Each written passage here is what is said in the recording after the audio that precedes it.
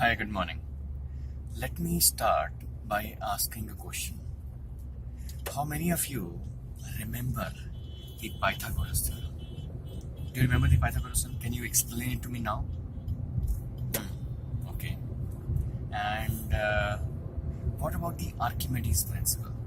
What was it? Do you remember it? Okay, I think not. But let's see. And what about the Newton's second law? Do you remember Newton's second law? This is something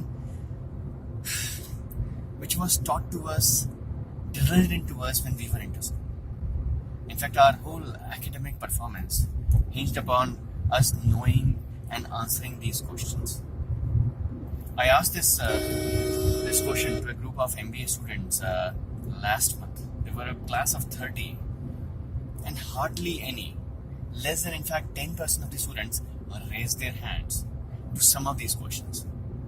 To Archimedes' principle, in fact, there was not even a single hand. So why is that? We spend lots of time and effort. Our parents spend lots of money, and the government also spends lots of money on the education system. Then why is it we don't remember even a single thing of them? Why? Okay. Now let me ask another set of questions. How many of you remember the story of the hare and the tortoise? Do you? What about the story of the monkey and the capsular? Do you remember this story? Yes? Alright. And how about the thirsty crow? Do you remember the story of thirsty crow? Yes. I know that you, all of you, remember these stories.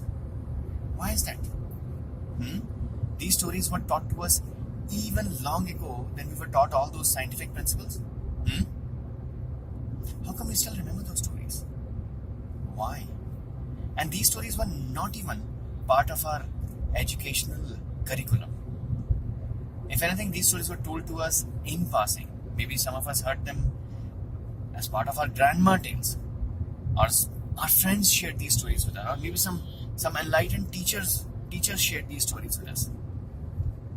How come we remember all these stories even today? Whereas we don't remember what was essentially considered the foundation of our education. All those scientific principles, the Pythagoras theorem and everything. If you don't remember those, you were doomed. You were considered a failure. You were doomed as a student. Your parents would start worrying. They would send you to some, tuition classes. How come we don't remember what we crammed, what we learned by rote, what was drilled into us, but something which was told to us as a story in passing? We still remember that. Why? And I know what you're thinking. The answer is we remember stories. Stories are memorable. Stories stick inside our head. There's something we know intuitively. You don't have to memorize the stories. You just remember the stories. You don't have to force yourself. If you know it intuitively, I know it, how come our education system doesn't know about it? And what's the worst part? Majority of you, some of you, at least I'm a working professional. Even today, we tell lots of messages. We present lots of PowerPoint presentations. We receive lots of these presentations. And a lot of times our professional success depends upon these presentations. Still, we don't use stories. Majority of the presentations I get and I receive and I sit through are completely dry. They're full of facts, they're full of figures, they're full of numbers. They don't have stories. And I know what you're thinking. You'll say, well, personal stories don't have lots of role to play in the professional world. And you're partially right. You are right. But there's a different kind of stories we can tell in the professional setting, and they're called case studies. They're called customer stories. They're called success stories. They're called failure stories. And we don't use enough of them to convey the message, to drive home the point which we want to convey. Why is it? So I'll give you a real example. A few years ago, we had to prepare a business case. We had to prepare a business case for a big IT system. We were talking millions of dollars. And we engaged a professional organization to do the due diligence for us. And we spent lots of money in this due diligence. We spent practically 3 months. And when the results came, it was a big presentation. It was a big presentation, almost 200 slides. And you know what my organization did? They said we need to get budget approval. And we needed to go to the board of directors for that budget approval. It was millions of dollars. And the board of directors used to meet once every month. So we got a 15-minute slot with the board of directors. And you know what we did? We sent them the whole deck, the whole 200 slide deck for that 15-minute slot. Do you think they had time? The board of directors, being the busy people that they were, they had time to go through that 200 slide deck? No, of course they did not. And when we went to the presentation, they said, "Can you summarize it?"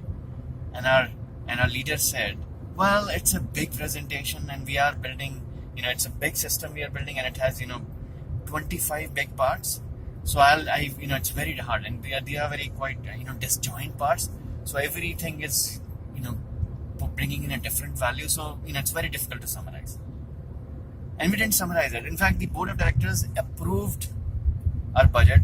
They were a very enlightened and different board of directors, very benevolent board of directors. So they approved the whole budget, millions of dollars, without even understanding, because they trusted us.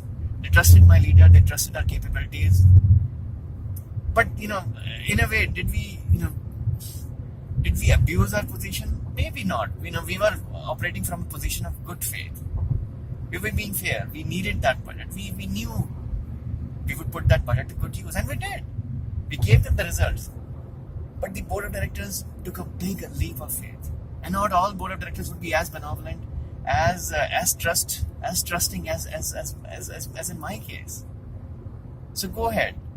Don't use the old philosophy of, if you can't convince them, just confuse them. Don't throw data at people. Summarize it for them and use stories. Stories are beautiful. And there's a place for stories, case studies, reference stories in business. So we know stories stick. And we know facts and figures and these Archimedes principle and Pythagoras theorems do not stick. I'll give you another example. So a few years ago, I used to live and work in UK, and